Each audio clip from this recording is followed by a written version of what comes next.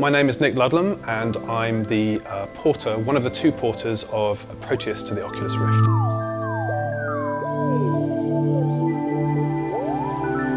Proteus is a procedurally generated experiential game where you are an inhabitant, you are an explorer of a procedurally generated, very lo-fi 8-bit style island where everything you encounter is musical in some form, and there are things to discover about the island as you wander around. And the game is very sort of slow-paced and designed to take at your own pace. One of the biggest issues we've got is that the game Proteus is written in a custom engine. It's not a Unity game.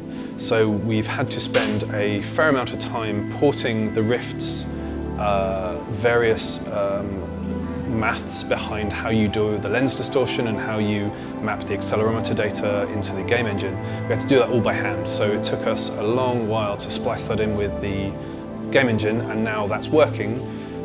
We are moving on to control systems, which is one of the more interesting areas of VR development that I think is worth us as a community investing time in.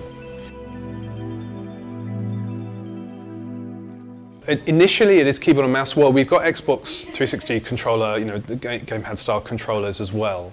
But there was definitely mileage in looking at, say, a control system that was mouse only. So Aubrey Hesselgren, the co-developer of the Rift port, has got some extremely interesting ideas around what you can do with mouse-only support. The idea is that you have an actual mouse in the game, so it's a diegetic mouse, to coin a movie term, where you have a pixelated mouse that scampers around the world, and then when you click the button, you pull yourself towards him, like you're sort of clicking and dragging and moving the landscape under you.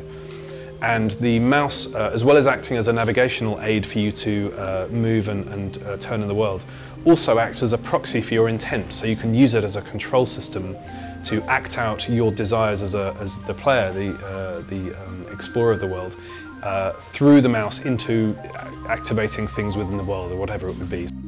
This is a system you can have for having a natural way for you to interact with the world while still maintaining the VR standpoint where you're an observer looking around. So really the most exciting thing is the whole control framework. So now that we've got the engine working stereoscopically and we can see the 3D nature of the trees and how large they are, now we're into territory where it's about what is the most appropriate control system to manipulate and move yourself around the environment.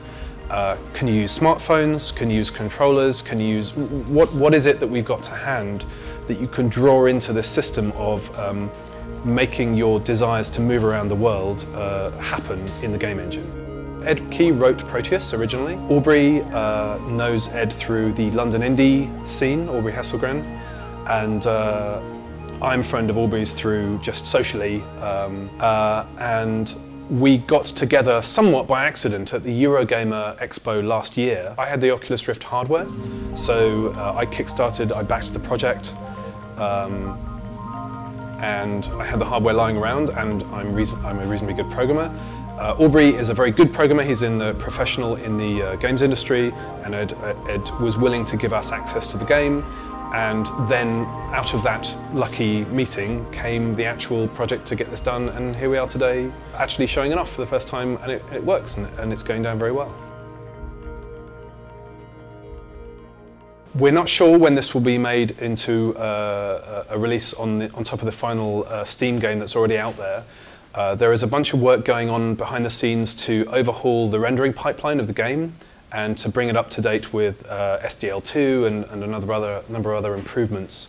So we are going to have to wait until Ed gives us the final say-so about when this gets a potential wider audience and stops being a sort of private experiment at the moment. But I can't speak about that for sure.